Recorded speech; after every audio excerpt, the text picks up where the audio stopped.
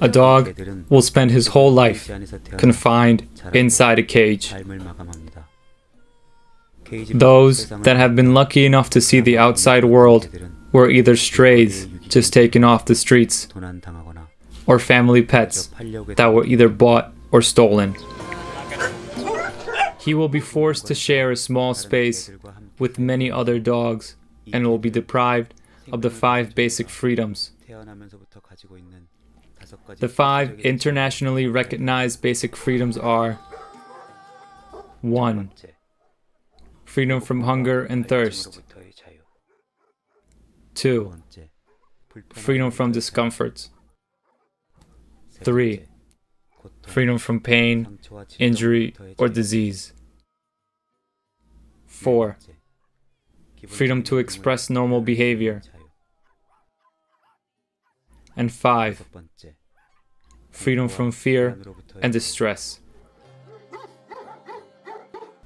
The conditions at dog farms and slaughterhouses are unsanitary. Their excrement is all over the cage, and dirty, leftover food waste is what is provided as food for dogs on these farms. Sometimes, dogs that have died from diseases are also used as feed on dog farms. The dogs are groaning in pain as they suffer from untreated injuries and diseases. In such unhygienic conditions, diseases are rife and spread rapidly.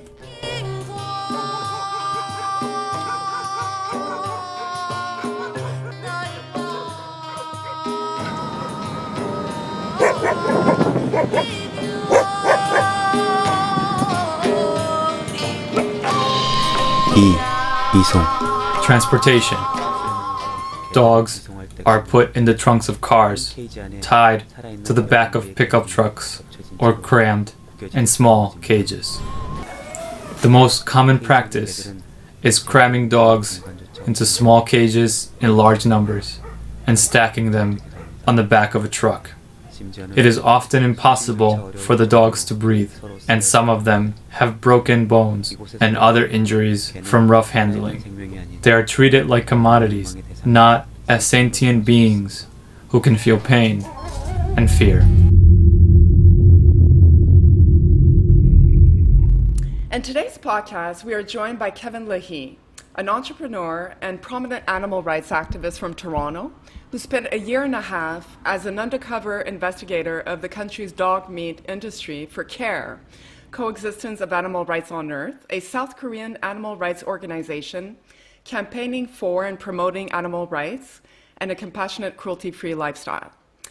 The information and footage that was gathered during this time was used in the making of the documentary Korean Dog Meat Exposé that we will be covering in depth on today's show. Kevin Lahey holds a master's degree in philosophy from the University of Albany with a concentration on ethics and animal rights. He has taught in universities overseas, namely at the Dangsung Women's University in Seoul, South Korea, and Abu Dhabi University. His extensive undercover experience has led him to explore the inner workings of the South Korean dog meat industry and the hog and poultry industry in the USA. Kevin has given many lectures over the years and was a guest speaker at the Four Pillars Productions event, Rescuing the Dogs of Asia, that was held in Toronto back on November 4th, 2017.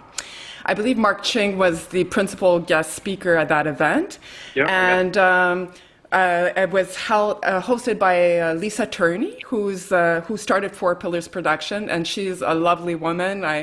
I've never met her personally, but I've had a lot of communications with her, and she's fantastic. So, Kevin is obviously passionate about animal rights and animal welfare, and often advocates for the worldwide transition to a plant-based diet. I just found out that Kevin also has a podcast called Living Vegan? The Live Vegan Podcast. The Live Vegan Podcast, which can be found probably on iTunes and... Yep. It's anywhere podcasts are found. It's on Spotify. It's on Apple Podcasts. Anywhere you can find it.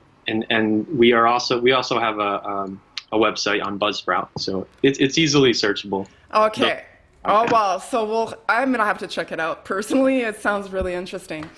So Kevin lives in Toronto with his wife, daughter, and his beloved dog, Bella, who was rescued from a Korean dog meat farm. Oh, okay, I think we might get a shot of Bella. Oh, my Lord, she's such a cutie. Oh, she is a Bella. That suits her perfectly. And what kind of dog is she? Well, she's a rescue, so we're not entirely sure. Yes. We believe she's a Maltese Cocker Spaniel mix. So she looks Those mostly eyes. like a Cocker Spaniel, but she's got the white fur, so maybe the Maltese made her Oh my white. God. So cute. And Bella, you're the kind of the focus of our conversation today.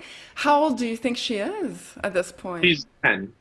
We estimated her birthday to be in July of 2010. So month Oh, she would be turning 10. It's July 2020 right now. So yeah, wow, a 10-year-old girl. And how old's your daughter? my daughter will be 7 next month. So Ah, 6 at the moment. Yeah. So Bella was around for 4 years, and then came Catalea. That's my daughter's name. yes. Catalea often thinks she's the big sister, but I have to remind her that she's actually younger.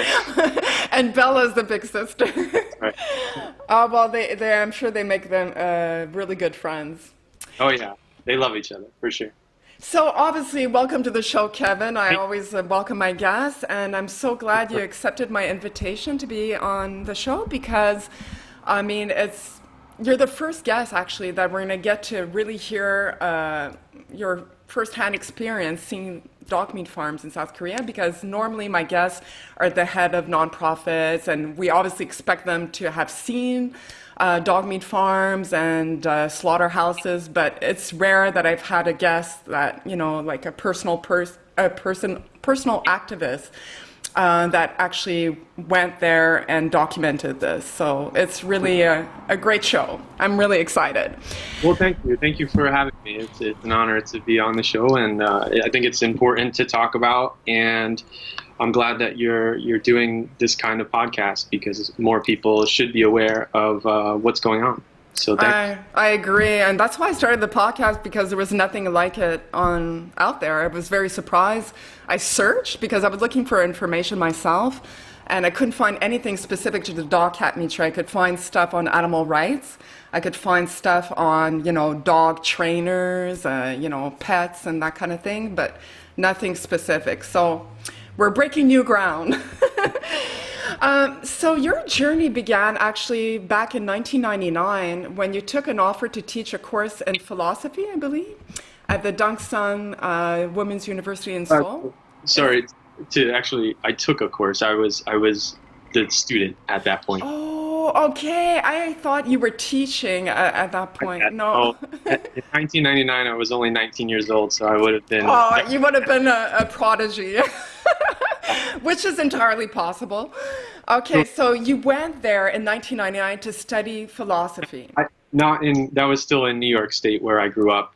And so a teacher whom I am still very much in contact with is the reason for my transition and the reason why I became so open-minded toward the suffering of animals and animal rights and things like that, because he simply questioned my beliefs, my traditional values that I had as a child and as a teenager, and then as a late teenager going into my early 20s. These are all things that I sort of took for granted. I was a hunter, actually. I grew up in the woods of New York State, upstate New York, about an hour and a half north of New York City, little town called Wallkill, New York. Wow. And, so I grew up as a hunter. My father was a hunter. Lots of his friends were hunters, and we used to wade in the woods and kill animals because that's what you did as a hunter. And so, I didn't really question our relationship with animals until that course. And specifically, he asked about dogs. He asked about the difference between dogs and pigs. And he told me, the entire class, but specifically, I felt like he was talking directly to me. Yeah. that pigs are actually more intelligent than dogs. And that blew me away because I had a very strong relationship with all of the dogs that were in my life throughout my childhood. And they were very meaningful to me. So that meant a lot. And that was the beginning of my transition. Wow. So I'm assuming your professor, we're talking about University of Albany. That was, that course was... No. So I actually went to a community college for 2 years right out of high school. And then I switched to, I actually went to the University of Albany for my master's degree. So I got my bachelor's degree from, I have 2 bachelor's degrees, one from SUNY New Paltz and one from Cortland, all in the State University of New York system. And so I went to the University of Albany later on in my educational career and got my master's degree there. And like you said, I concentrated in ethics and focused on animal rights, and that's what I wrote my thesis on. The moral consideration. I guess back then, that's 1999, so it was before the big movement of veganism as we know it today. So your professor was vegan. It sounds like he was vegan, or was he? He was vegetarian, and I actually have never asked him specifically throughout the years if he has transitioned to veganism entirely, but he was definitely a vegetarian. I remember him saying something about ice cream, so okay. at that point he was just a vegetarian.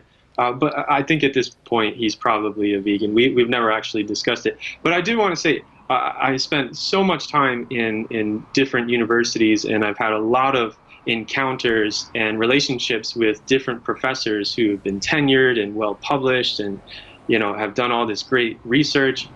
Yeah. And the one that sticks out the most is Professor Dean Nelson, who was a professor at a community college. He struck the chords in my mental faculties the most by far out of everyone that I had met.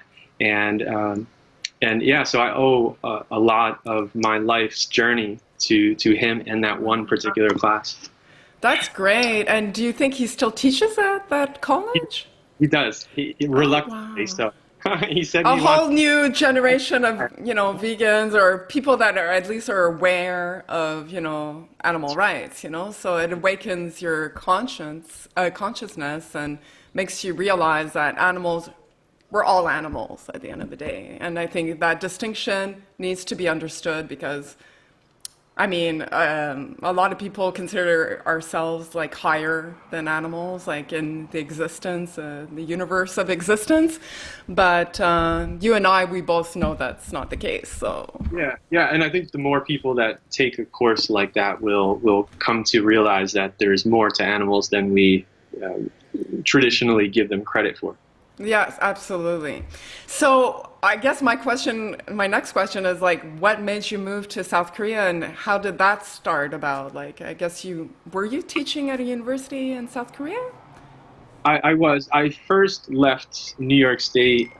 I was a teacher in New York after receiving my master's degree. I started teaching a little bit in the New York public school system. Okay. And I enjoyed it, but I wanted to travel the world a little bit. And I found this opportunity to teach at Abu Dhabi University in the United Arab Emirates. Yes.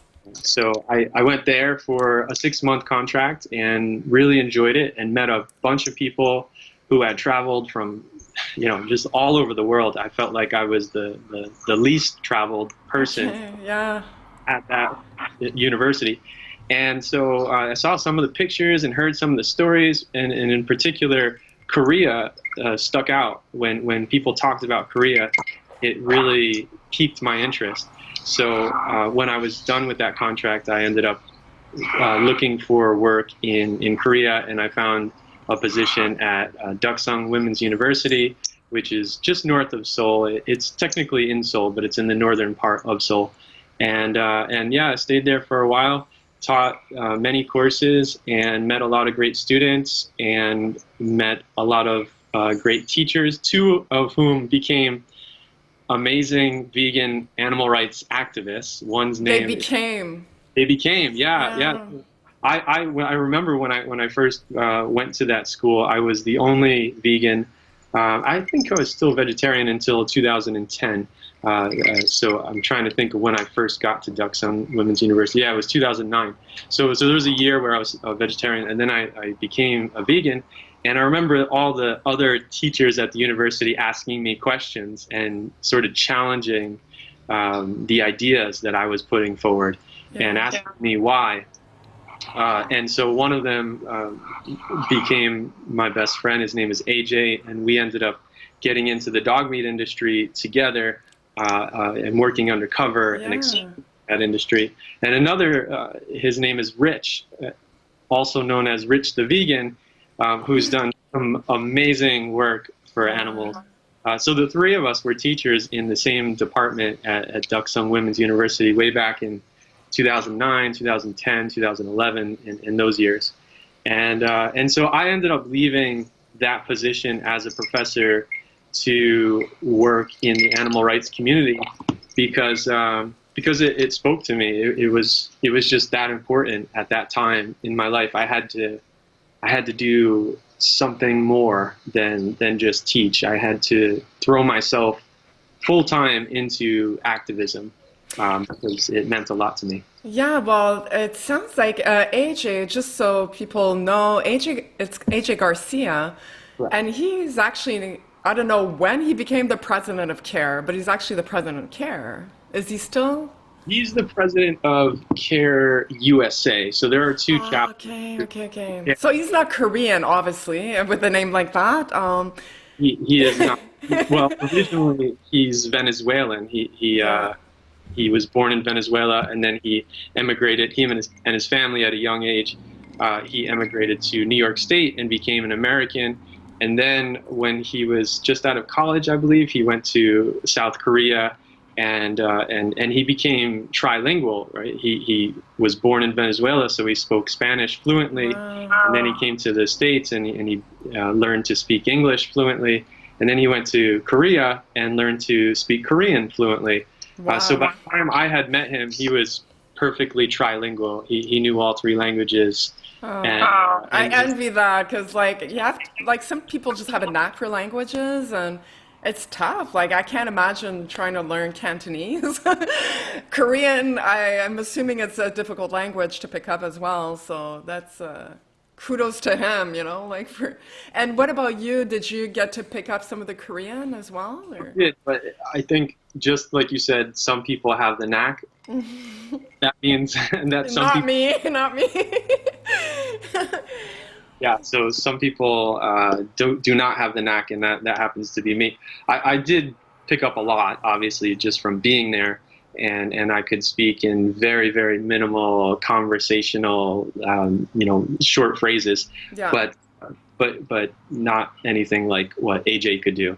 So he proved to be a very powerful and useful ally in the movement. Yeah. And I never thought of him in that way until he sort of, I asked him to help out, just help out, maybe we could get a little bit further with his Korean skills, and that turned into a full-scale investigation that lasted over a year and a half. And I had no idea that he was going to join full force as he did.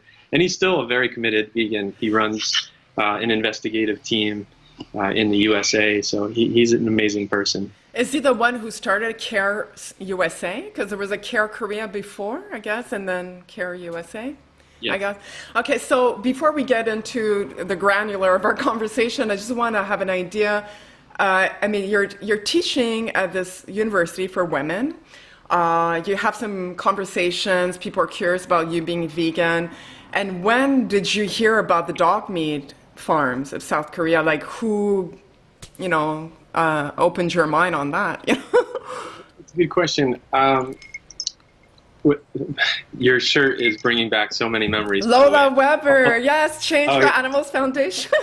Lola is part of this story for sure, and I will get to that. And so to answer the question, the beginning of the story for me, at least, came in 2010 when I can't remember why I was searching or researching, but I ended up finding a video of a dog being slaughtered. By the way, for all your listeners, I just want to say I will not get graphic enough such that it bothers you in a way. So like I'll keep this very, because I understand it's a hard thing to discuss, and you might be reluctant to listen to what I have to say. Well, I would say that our viewers are very well versed in the dog meat trade and they've seen the atrocities. So I don't think you need to worry about that. But we obviously don't want you to relive something that was traumatic. But we want also for you to share your experience as you lived it. So for sure, I'll try to be not so descriptive and graphic, Okay. but also tell the truth, about what happened.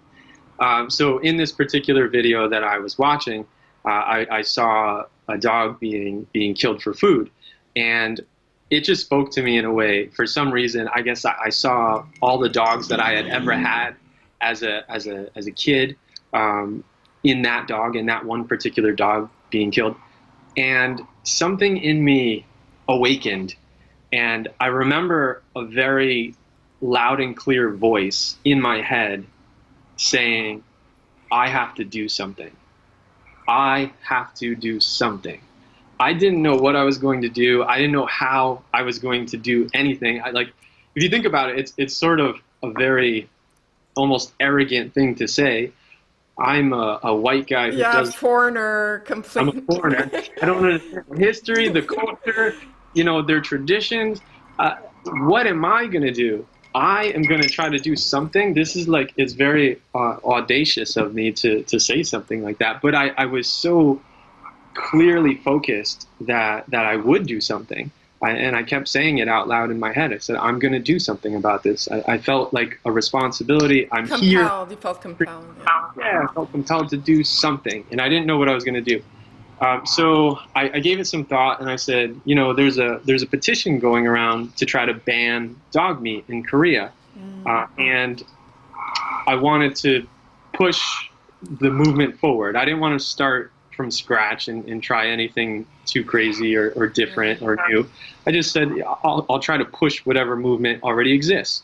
And so for almost an entire year, I sacrificed my weekends to stage a silent protest where I would gather signatures to ban the dog meat industry. And I put signs up, pictures of the dog. And You might have stuck out like a sore thumb. And the Korean, and this was in Seoul, I guess, so right. Here comes the foreigner with the pictures of dogs being slaughtered and. Yeah, and I did sort of get recognized in that way. I became so familiar to people. But I rotated every other weekend. I would go between Myeongdong and Insadong, which are two very popular shopping centers. So lots of foreigners would walk through there, which made me not so odd looking. But I would also, even in the hot summer months, I would wear a dog suit. To really attract people, right? Like a cartoon dog. Yeah, I would wear like a mascot, and I had a sign around my neck on my chest saying in Korean, "Please do not eat me." But I was very kind of animated and fun. I was high-fiving the kids and I was dancing. So you were not threatening. You were very, very open. And I was trying to tell people I'm your friend, and it would be nice if you did not eat me. Yes, it would be. I like that strategy. It's great. Yeah, and it did attract a lot of people. And I remember the first, I want to say 30 to 45 seconds of the first demonstration that I put together, someone stopped and signed it. And to me, that was like all the reinforcement that I needed. I said, wow, if I could get one person to sign this petition that fast, then I'm onto something here. And it was a Korean or was it a foreigner? Absolutely. The Korean. That's a sign of yes. Approval. Exactly. So I didn't speak to people, occasionally I would say thank you in Korean, but I really didn't say anything. All the signs were there saying what they needed to say, and there were pens and petitions. So that's all I did for, like I said, for almost a year on the weekends. And that attracted enough attention from animal rights organizations, so that one of them, CARE, as you mentioned, ended up offering me a full-time position to work with them. That's how they spotted you. Yeah, They spotted the talent. So well, they knew I was committed to the cause. It wasn't like just a one weekend. I'm just gonna show you. My cat was trying to come and see her. I don't know if you can see her. I saw I some. guess you saw her a muff of hair. That's what you saw. Anyways, she usually comes when I'm at my desk, and she likes to be pet. So then I take her in my arms and I pet her. I go, "Sorry, honey bunny, mommy's busy right now." So that's how it came about. So then CARE approached you, and were you immediately sought out to do these undercover investigations, or did you take on a different role at the beginning with CARE? Yeah, I took on a different role in the beginning. I was the editor for the English webpage. I was trying to explain the mission of CARE to the international community. I spent a lot of time with donors and people from all over the world, not just Korea. And so a bit of translation work, but mostly editing work, and putting things together on the web pages, focusing on social media. And then as I was doing that, I realized that we didn't really have footage or pictures of the dog meat industry. Like, we had this huge movement in Korea to ban the dog meat industry, and a lot of support to get that done, both in Korea and from outside of Korea. But we didn't have any real evidence or proof of what was happening to the dogs. Yeah. So that's what led me to start thinking about how could I get some footage inside of a dog farm, and I spent many nights thinking about that question, the answer to that question. And in the beginning, I tried dressing up in dark clothing so that I could sneak in and get some pictures, but then I realized that I was trespassing and breaking the law, and I shouldn't be doing that. Right, in a foreign country, on top of it, no. Yeah, so that was nixed. That idea was bad, and that's when I decided to ask AJ for assistance. I said, what if you came with me just once and we talked to the dog farm owner and asked if we could film, just be open about it, and have a camera and say, look, we would like to do some kind of documentary, and just if you would show us how the dogs are kept, maybe how they're bred or how they're killed, how they're transported, we would really appreciate that, And so we came up with all these ideas. We wanted to pretend that we were doing like some kind of student research program. Right. But we made some phone calls first, and we got basically all no's. Like, no way, you're not coming anywhere near. Hang on. You're not coming on my farm, boy. As soon as we said camera, they absolutely shut it down. They said, no way, you're not bringing a camera onto my farm. They must have suspected, because there was a growing movement even back then of population that were against this, some of the Korean population. So I guess they suspected that you were part of that, right? Maybe.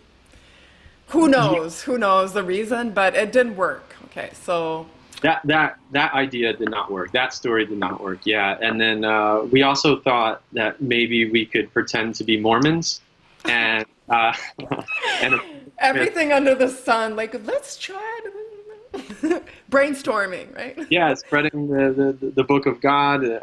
But then I realized that we don't know much about Mormonism, and we're gonna have to learn all that in order to talk about it while we're secretly filming. It's gonna take too much time. Too much time to learn all about the religion that we don't subscribe to. So we nixed that idea, and we came up with this really wacky, wild idea that ended up being a home run in every single way, and I never thought it was going to work. I thought it was too way out there. This is crazy. Okay, I'm dying here. And so, what is this strategy? So my mother is Spanish, and I do speak a little bit of Spanish. And so like I said, AJ is Venezuelan, so he speaks fluent Spanish. So our idea was, let's pretend to be from Venezuela, and that makes sense, right? We're two Venezuelan foreigners, and we want to start our own dog meat industry in Venezuela, but we're first here in Korea to learn from the best. And actually, it's a strategy that was used by Mark Ching and from others. Maybe they got inspired by you. I don't know. We did this in the fall of 2010. I'm not sure who did it first. I know what Mark Ching did because we've met and we've spoken about things. Yeah. He did sort of one-time American dog meat. He was an American investor and wanted to bring dog meat to America or something. Yeah. And so we had the same idea. We wanted to invest. We wanted to buy dog meat and bring it back to Venezuela and start a Venezuelan dog meat industry. But I think that the main difference between his strategy and ours was we wanted to not just do one farm at a time and then release the footage. We wanted to get the entire industry. We wanted every single aspect of the Korean dog meat industry to be fully documented and recorded before we exposed what we were really doing and who we really were. So that meant we had to become friends with these people. We had to gain their trust. We ended up sleeping at some of their homes. We went to bars together. We smoked cigarettes together. We drank a lot. There's kind of are you hearing? Like there's a bit of a grinding sound. Like. Let me try. Is it the window that was open or something? I don't hear it anymore. Well, right now I don't hear it, so we're good. Okay, I'm so sorry to interrupt you, but I just didn't want that to be playing in the background. Okay. It sounded like, I don't know. It sounded like a car in the background. Okay. So that's it. You had to become their friend, and you had to really play your role. Exactly. We had to become friends with them. We spent a lot of time gaining their trust and getting to know them on a personal level, not just on a business level. In Korea, it's very traditional for people to become, friends, if you want to call it friends, before they do business with each other. You don't just walk up to someone in Korea and say, I want to buy your business. This is how much money I'm willing to offer. Take it or leave it. It's more, let's sit down, let's get to know each other. I want to know about your family. You can learn about your family. We'll eat together. We'll drink together. We'll become friends, and then I'll decide whether or not I want to do business with you. Yeah. So that's kind of the tradition in Korea, and we didn't know that at first. So you didn't know how deep you had to go. Correct. Yeah. I thought it was going to be one time, one day and maybe one night of documenting a little bit here and there, and then we would go far away, do that again somewhere, and then we would essentially done. But it wasn't like that. It was very much involved in terms of time and putting resources in. So we had to, like I said, gain their trust and become their friends, and then they would introduce us to other people in the industry. And that's how we became connected to the entire industry. And that's how we found out, not just how they're bred, not just how they're kept in cages, not just how they're killed, but also how they're transported and what kinds of antibiotics are used and medicines are used. That's it. We're going to go through all that you witnessed during that time. So you set the stage. So now we know you're working with AJ and you're trying to pretend you're going to be buying or starting a dog meat trade in Venezuela. And this gave you access. So very personal, you gained a lot of insight that way, and you became friends with them, you befriended them. So you'll be able to answer a lot of the questions that I had, like, how are Koreans? Are they Were they, violent with you, or I guess not, because at that point you're kind of their friend. But I just want to give the viewers at home an idea of the Korean Dog Meat Exposé, what it is. It's a short film that was shot entirely on a smartphone by you and your partner AJ during your 18 months of investigation of the South Korean dog meat farms. The documentary, a short synopsis of the film, the documentary shows one farmer who fed his dogs ground food waste from nearby restaurants. I mean, that is common because I've read the book, and they feed dogs food waste. Essentially, that's not even sanitized, it went through no boiling as they're supposed to. So the dogs dying, basically the farm shows dogs dying, barely able to move, and the farmer injecting them with something that might kill them or save their life, which was presumably some high dose of antibiotic. At one point in the video, the farmer was asked why a dead puppy was on a piece of equipment. The farmer picked him up and threw him in the ground food mix. The dogs shown from this particular farm were extremely ill and malnourished or already dead. So the film is very raw. It's a short film. It's about 20 minutes or so. Is that... There's a longer version as well. That's over an hour. I know James... Yes, James is also the one who directed that film. The longer film is Dog Meat Professionals. And we're going to have James on the podcast, so we're going to be able to delve into that film. But the Korean Dog Meat Exposé is a shorter film. It's very raw and extremely graphic. So viewer discretion is obviously advised. For those interested, we will post a link to the video in the description below.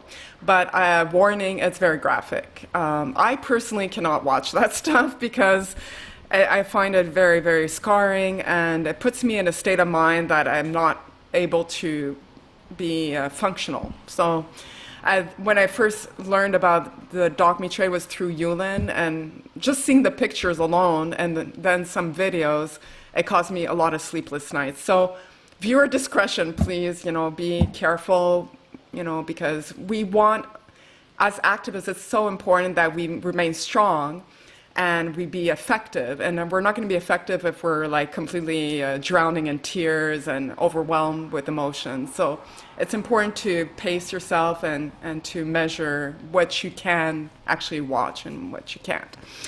So obviously the film, we're going to show a short clip, just the part where you talk about the 5 fundamental freedoms that are stolen from these dogs on dog meat farms. And those 5 freedoms are freedom from hunger and thirst, freedom from discomforts, freedom from pain, injury, or disease, freedom to express normal behavior, freedom from fear and distress.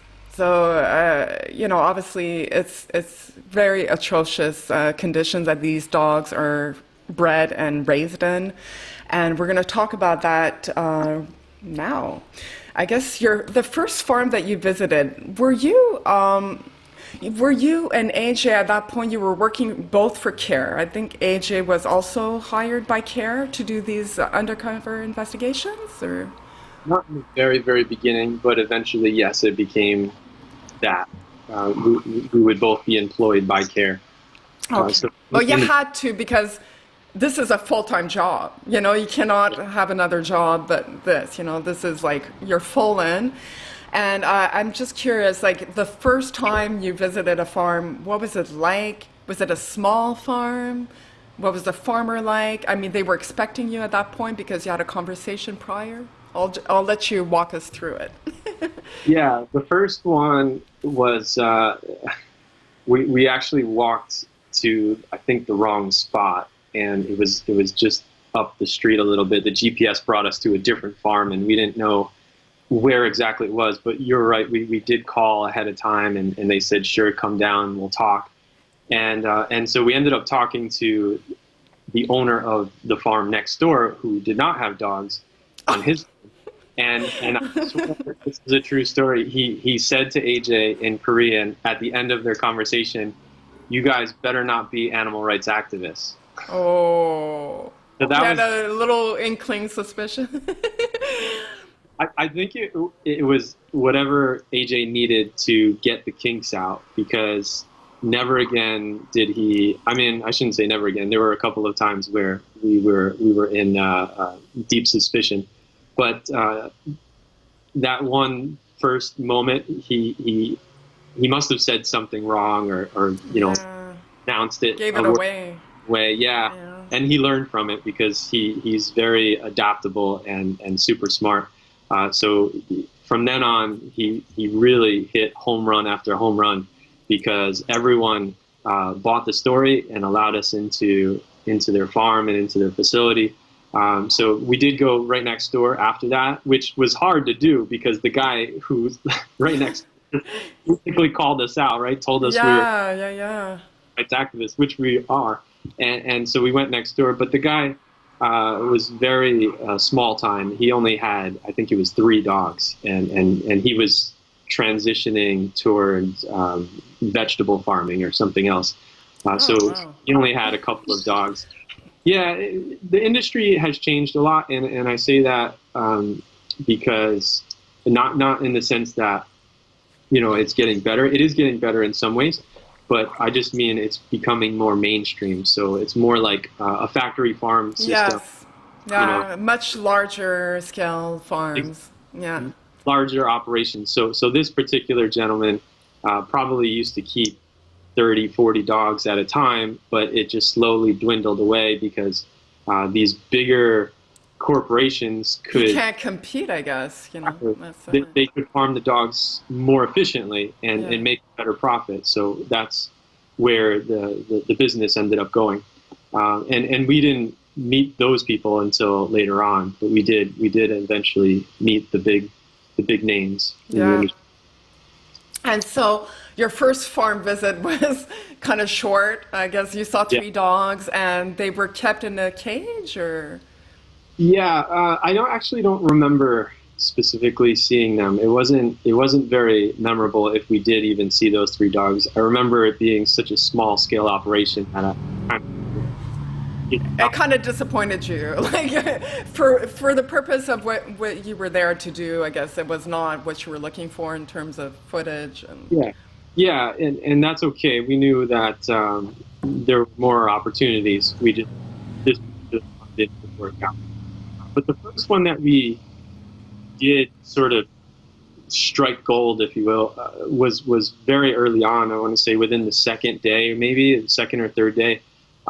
We went to a dog farmer who actually owned restaurants, and it was connected on the same property. So they would raise. They didn't raise the dogs. They would bring the dogs from a dog farm that bred them to slaughter weight, and then they would keep the dogs on that facility until it was time to slaughter them. So there was a slaughterhouse, and then there's a restaurant, all on the same premise. And so the man that we met was the owner of the slaughtering operation and the miniature farm, I guess you could say, and also a dog meat restaurant that specifically serves dog meat. Like that's why it exists. It's a mecca of dog meat. I mean, that's where you go.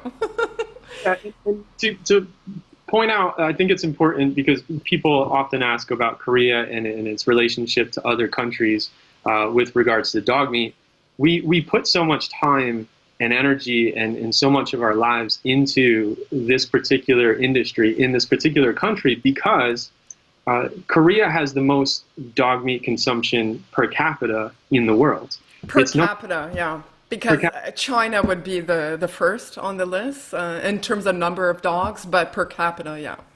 Correct, exactly. And I'd also say about China that their system seems to be more focused on gathering strays rather than systematically factory farming dogs. They don't.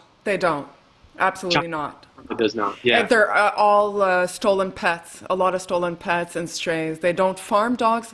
And I know this because I read the whole report from Animals Asia.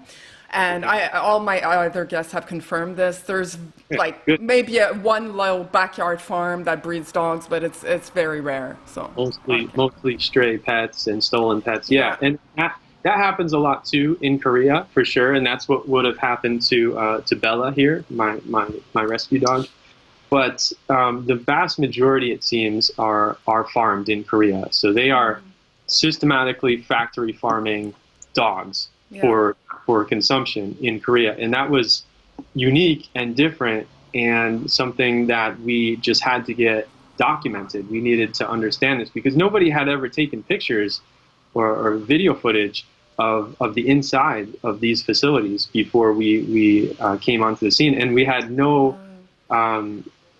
footage of the transportation process and how sometimes people would take pictures of the dogs in cages that were driving by on a truck, but we didn't know how they got into those cages and how they were really taken out, so we needed to see a lot of the process. There were a whole bunch of question marks, and that was our job. AJ and I set out to fill in all the. So we're like in 2010 at that point, or 2010. So you're saying that you were the first one to do an in-depth investigation like that. It had never been done, not even by HSI and those kind of nonprofits that kind of come in and out the country, rescue dogs. They never took that kind of footage.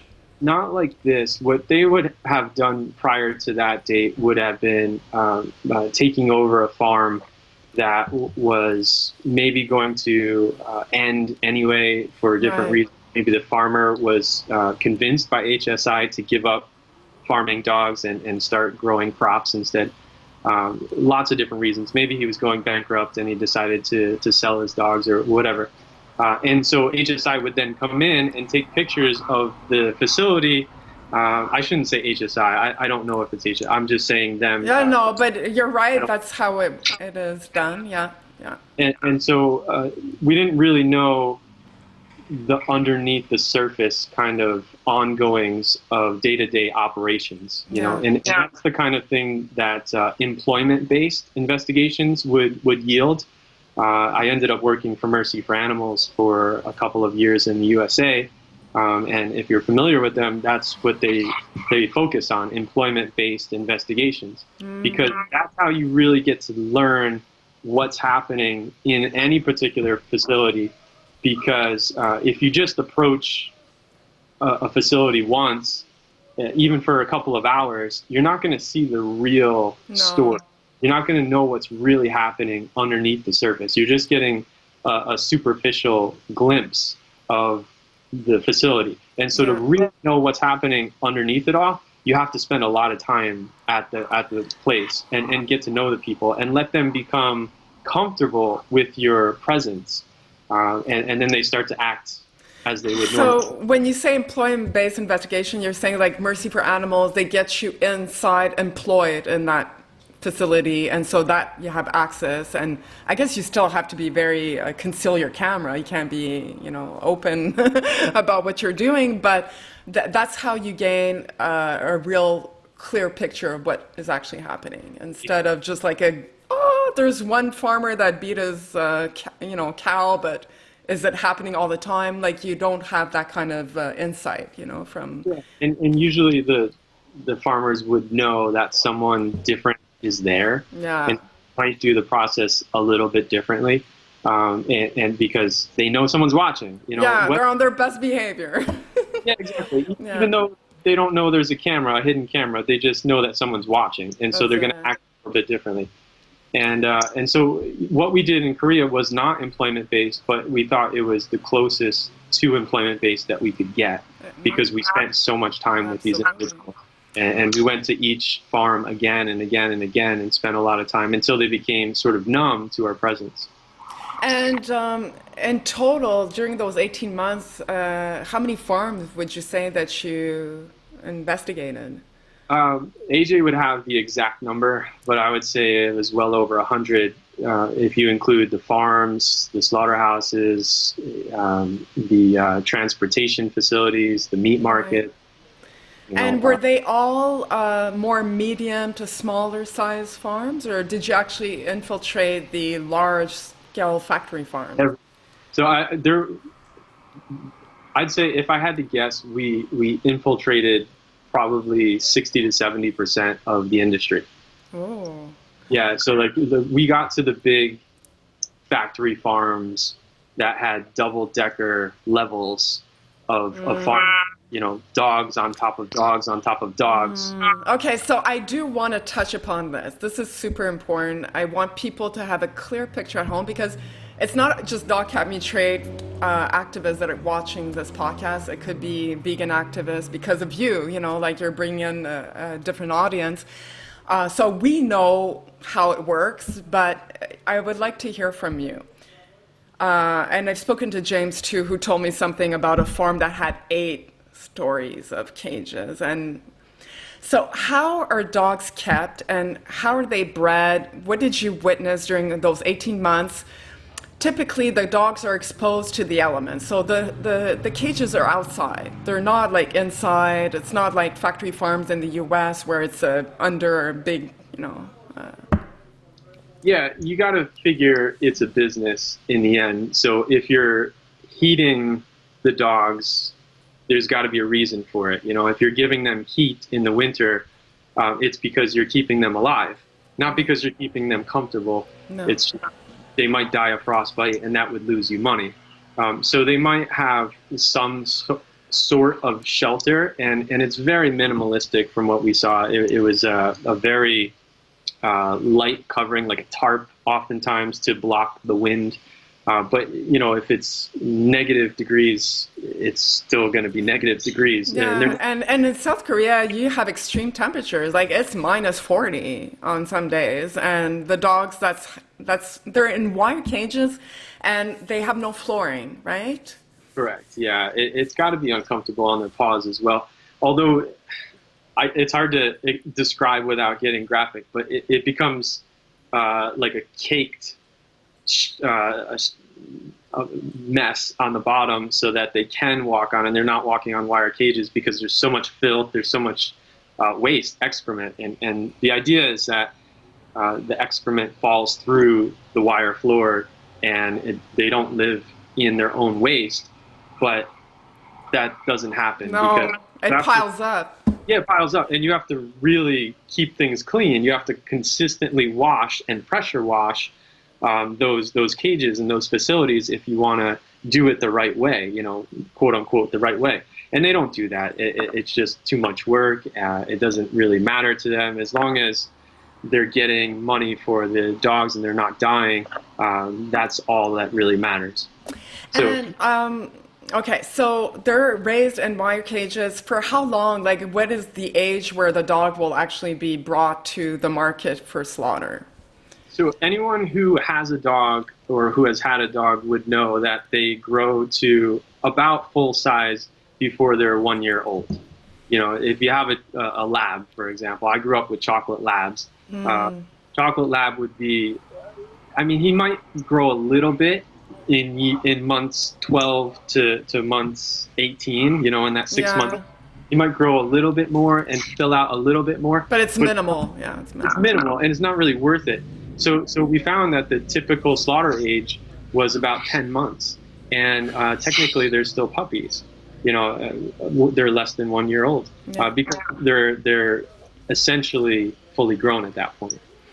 And these dogs, a lot of them are bred, so they're born on this farm. And the mother, I mean, how is the mother raising these pups in such conditions? Like, do they have special treatment for the mothers that's expecting, or no? No, it's a dog eat dog world in a lot of ways. It's the dogs that were stressed enough would end up eating some of the babies. Even the mothers would eat their own babies because they needed more nutrition, or they knew that they couldn't support. If the mother has 12 in a litter, and she can feel that she's stressed, she knows that she can't give enough milk to 12 puppies, that, you know, she'll end up eating one of or a few of the puppies in order to like survive. Yeah.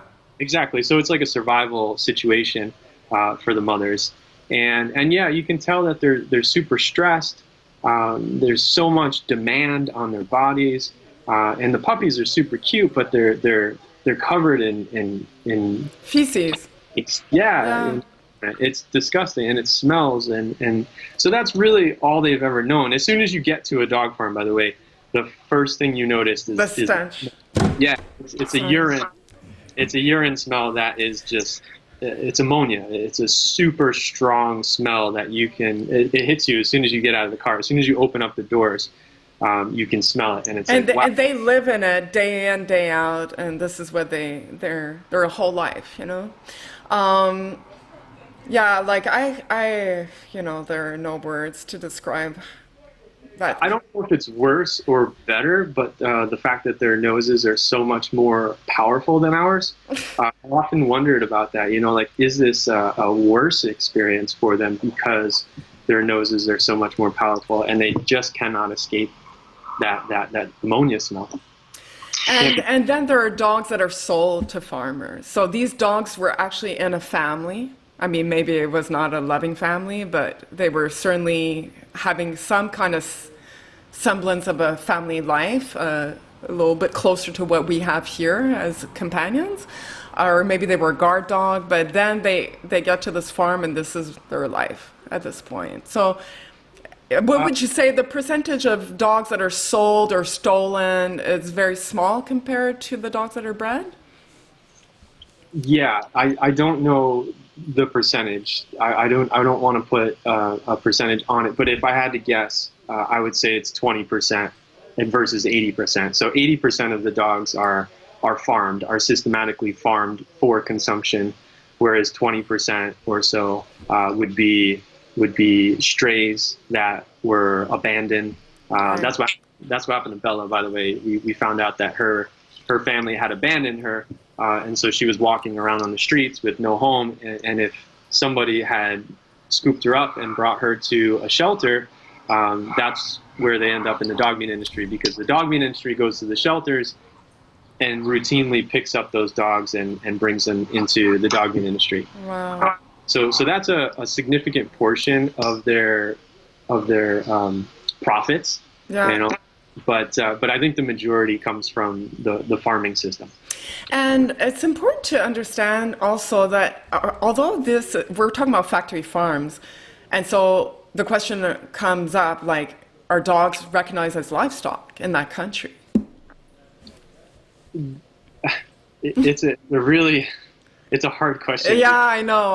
We have so much time trying to debate this. We even went to politicians while we were there to get them to pass different bills and laws making it clear that dogs are not livestock, that dogs are pets. And it's also very ambiguous as the law states now. Some laws consider them to be livestock, and other laws consider them to not be livestock, consider them to be pets. So it really is an unclear answer as to whether they are or not. Well, because I have been reading the book, because there is a book, you can get it on Amazon, by the way, if anyone's interested.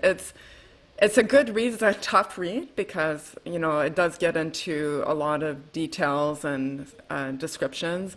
I've had to take breaks because I was like, oh. But what I understood is that, and also from my conversation with Jian Li, who's at the head of Animal Liberation Wave, who works with Last Chance for Animals, so they're more focused on legislation. Dogs are on the livestock list, but they are not on the same livestock product sanitary control list. Okay, so there's no policies, no protocol governing their breeding, their transportation, their slaughtering. So basically anything goes at that point. So that's why we often hear that dogs are beaten or hung to death. I think the prevailing method of slaughtering in South Korea at this stage, because there was a difference between 1990s. Before 1990s, it was routinely, they would hang the dog and beat them. Then they discovered, because they would use household electricity, from what I understood from the book, and the fuse would blow, when they would try to electrocute the dog. And then after 1990s, the facilities became bigger and more like industrial, I guess. And they started electrocuting the dog because it's much quicker. So that is more like the standard method of slaughtering, but the beating does still happen in some smaller scale farms. That's where you get the most brutal methods of slaughtering, where the dogs are very abused and tortured, if you will. Like, to use that word is, I mean, that is the word I would use. It's, have you personally witnessed during your investigations the farmer actually brutalizing the dogs in front of you, or? No, and I would concur with everything you just said there. That is accurate as far as our investigations went. As far as everything I saw in person, that is correct. The way that you said it, the vast majority of dogs are electrocuted to death, and there is still a small scale operation, here and there, where they would hang the dogs and beat them to death. So that still does exist, but it's far and few at this point. And again, my investigations took place in between 2010 and 2012. Right. So I'm sure a lot has changed since then. But at that time, absolutely, it was the majority of slaughtering methods were electrocution based. But to answer your question, I never personally saw, and I can say this throughout my entire investigative career, so I will include the poultry industry in the USA and the pork industry. Yeah, the hog industry, yeah. In the USA, that, to the extent of which I investigated different facilities, I never actually met a person, not one person, who tortured or hurt the animals just for the sake of it. Just for the hell of it, yeah. Yeah, just for the hell of it. I never actually saw that. And I'm not saying those people don't exist. I know that they do, and I heard secondhand stories from people about, oh, my friend does this sometimes, or my uncle used to do it this way. Those kinds of stories came to me for sure, but I never actually saw it. So all of the torture, the grief, the pain, the misery, the suffering that I personally witnessed had a reason, not a good reason, but a reason.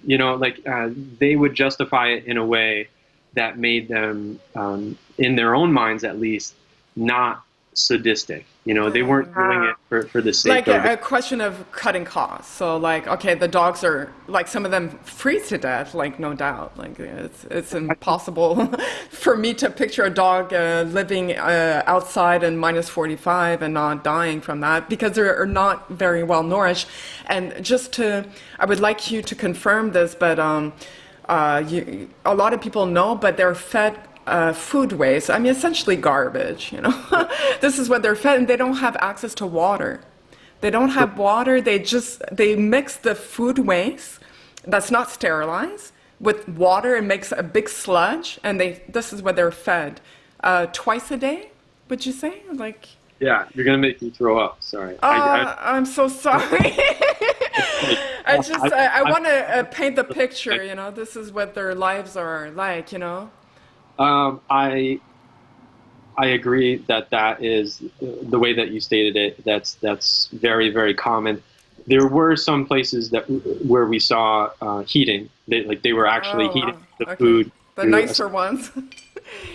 Yeah, probably for food safety concerns. They might have been doing it to show us the proper way, because we were there, and a lot of the places did have these heating systems, these boiling mechanisms in place, whether they used them or not.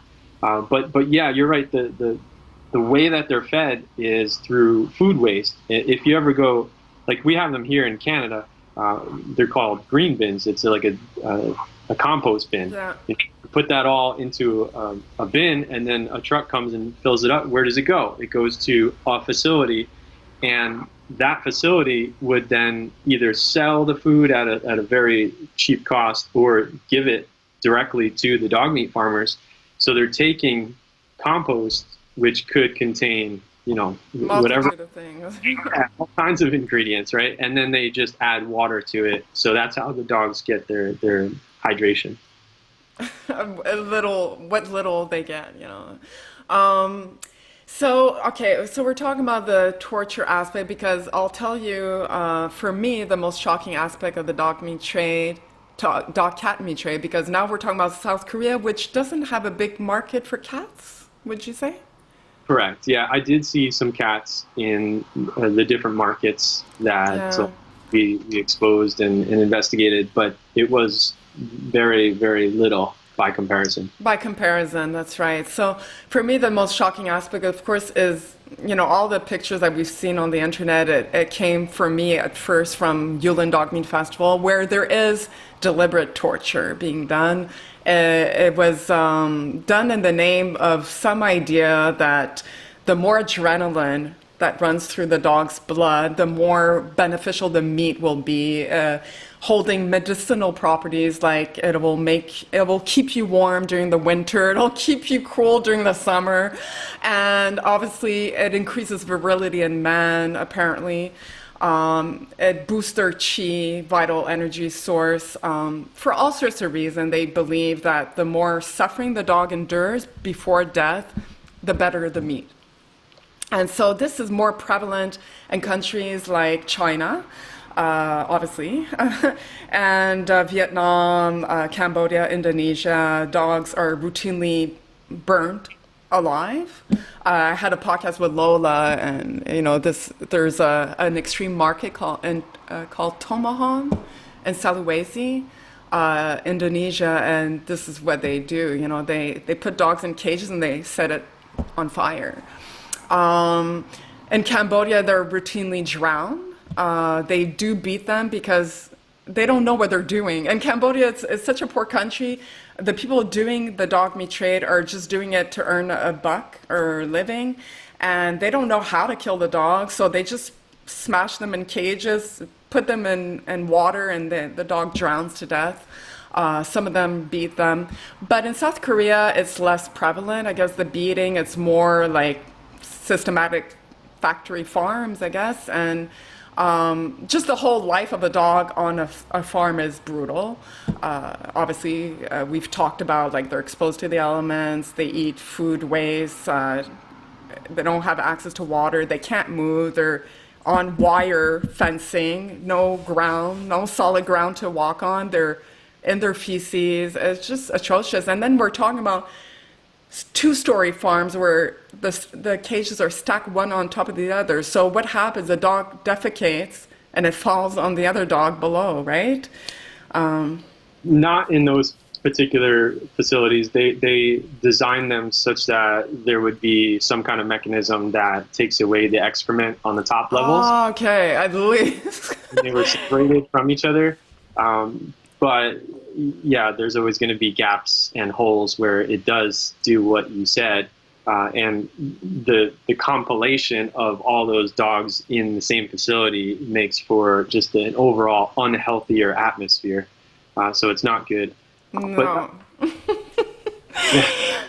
Also to add, I feel like you basically summed it up, but I just wanted to add, since we're going down this road, lots of open wounds and lacerations, and because dogs would fight with each other, they're super, and they would end up fighting over food, they would fight over space, whatever, and so when they had these different wounds, they were just left untreated, and that was a routine that we found consistent throughout the entire industry. Basically everybody just let the wounds heal themselves. Dogs are actually well known in Korea as healing quicker, which leads to the idea that you should eat dog meat when you want to heal, especially for something after like surgery, for example. People think that because dogs heal faster, that if they consume dog meat, they will then heal faster. And I used to say, if you want to run faster, you should eat cheetahs then, right? Like, it doesn't make any sense. That's a very good point. But, you know, it's hard to get across a message that people have held throughout generations. That's what it is. It's generational, and it's been passed down. They used to say that in the hot summer months, dog meat would cool them off, and then in the cold winter months, it would heat them up. I know, like you're like, it does many things. This dog meat, it's like a miracle, Yeah. But so that's important, because you brought me to the question that, how prevalent is it? And I mean, when you were in South Korea, did you mainly stay in Seoul, or did you get to visit other parts of the country? Well, we traveled the entire country during the investigations. Yeah, because the dog meat farms are not really in Seoul, are they? No, they're not. There are dog farms in Seoul. I mean, there might be a couple of backyard operations in the outskirts metropolitan area, Right. but for the most part, it's mostly slaughterhouses and meat markets and restaurants in Seoul. So the dog meat farms would be outside of the city for sure. And what was your impression? And we have to remember that you were there between like 2010, 2011, 2012, I guess. Yeah. Those years. I left Korea in was it May of 2012? So we were doing investigations all the way up until then, and we started our investigations in the fall of 2010. So from fall of 2010 until the spring of 2012. That's a long time. So you are able to tell us you've made friends in South Korea. Did you have any friends prior to going, or not really? So you made all your connections while...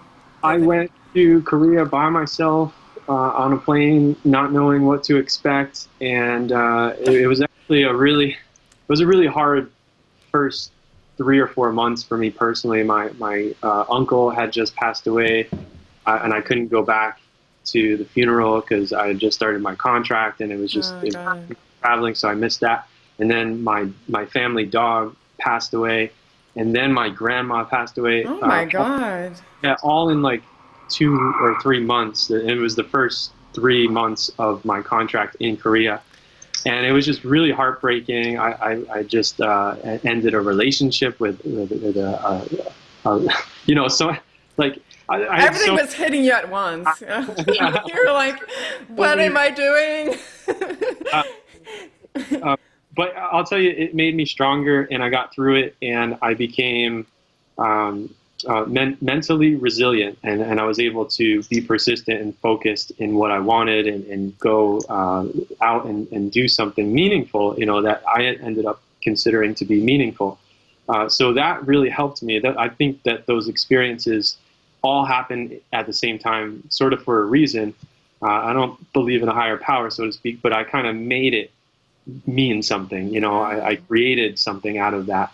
And when it came time to sleep in a slaughterhouse, I relatively speaking, I could do it, or be. You slept in a slaughterhouse? Oh my God. Yeah, AJ and I slept in a slaughterhouse. Yeah, we did, with another Korean worker by our side on the floor.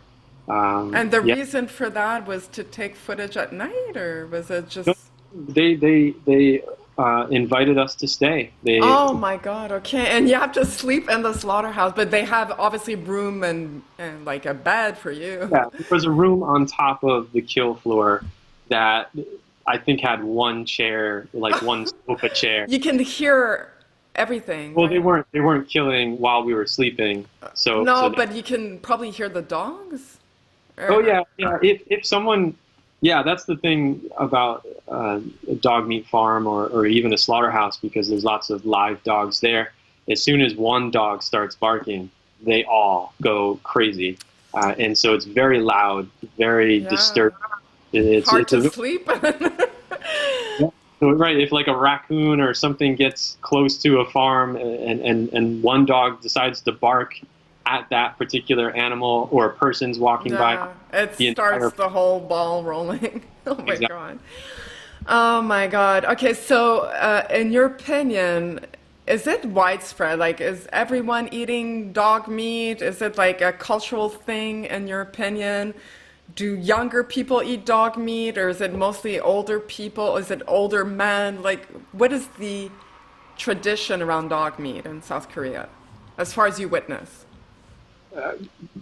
You have to keep in mind that Korean culture is very much paternalistic. You know, the man is in charge and he basically sets the rules. So the eldest man would usually be the one who orders. It's not like an American, if you're sitting down to a restaurant, in an American restaurant. Everyone orders whatever they want.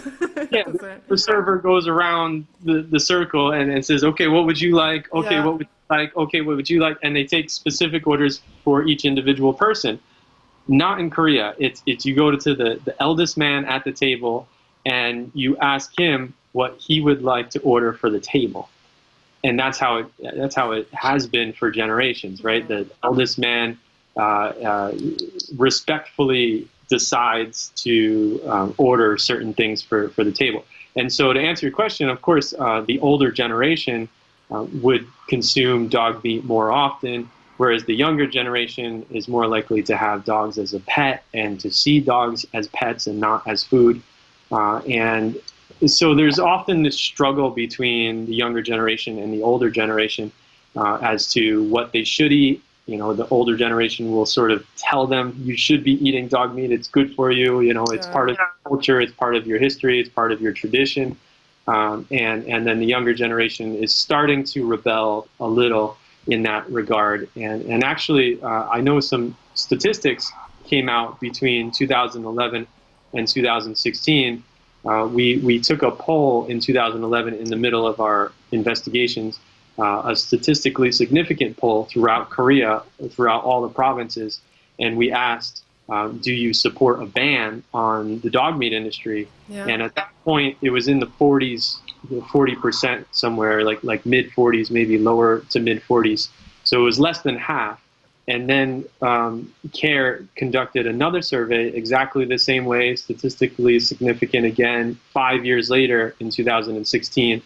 And they found that more than 50%, I think it was like 55%, are now in favor of a ban on dog meat industry. So the tide is certainly turning, and there's hope. You know, the younger generation, as you noted, is leading that charge. Yeah.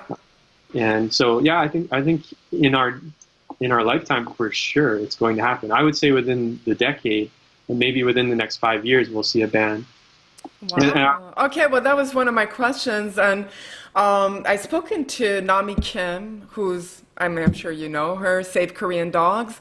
And she's been trying to fight this dog meat trade forever. And her mother as well. She told me her mother was the inspiration behind that, because she grew up, her father would always give her a dog, a stray dog, for her birthday to look after. And so she was taught early on to appreciate dogs.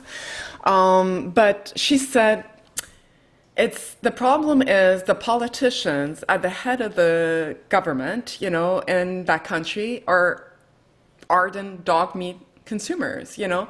And so as long as they're in office, it's going to be difficult to ban the dog meat trade.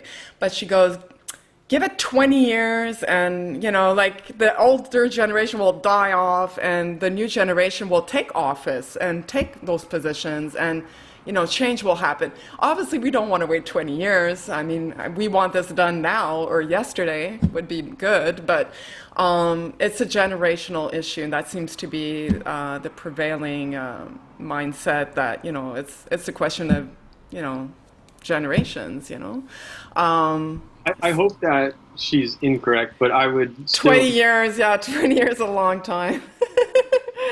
But I would still take that as a win, and that might actually be the amount of time that we have to wait before we see an official ban.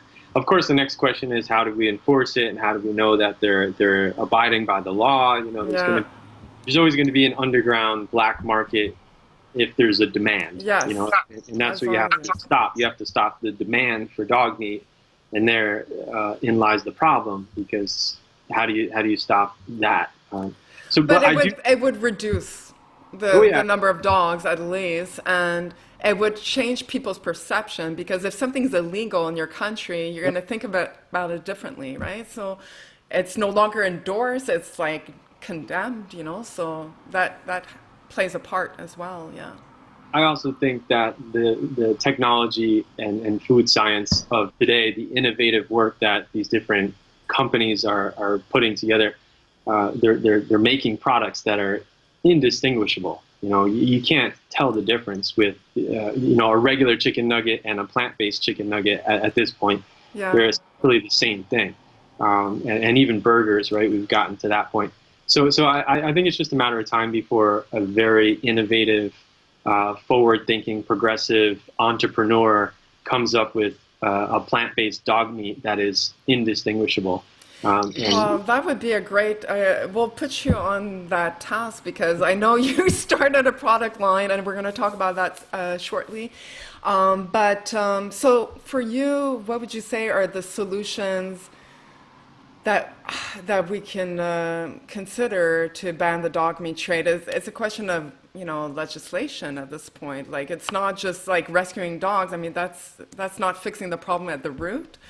It needs to be banned. And what are you thinking we can do over here, like on this side of the ocean, to help the cause over there? Like, what would you say? I mean, a lot of people sign petitions. I'm on Facebook, and there's always a petition somewhere. I sign them because I'm like, well, it's an easy thing. I don't sign all of them because some of them are not legitimate. But certainly that's something we can do. But what else would you say that everyday people can do to help the cause? So the first thing I'd say is politicians, and I know you mentioned before, like we have to wait 20 years for them to get out of office. Hopefully not.